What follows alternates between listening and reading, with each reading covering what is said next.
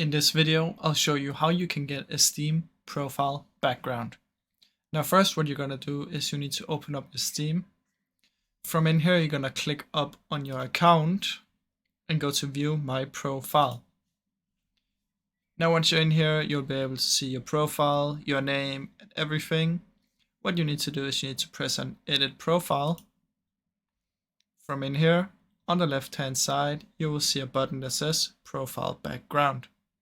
Click on it, and from in here you can see your profile backgrounds. I have this one, as you can see, or I can choose the default one. Now what you can do is you can go to the Steam Point shop right here, and from in here you can buy backgrounds on Steam. So you can see here on the left hand side there's all of these that you can choose. It can be movies, it can be anything. If you choose the backgrounds right here, you'll see all the backgrounds that you can get. Press see all, and as you can see, here are everyone that you can get. So all you need to do is buy them with your Steam points that you can see I have right here. And that's basically how you do it. Now, if you enjoyed the video, please leave a like and subscribe, as it helps me out a ton. Thank you so much for watching.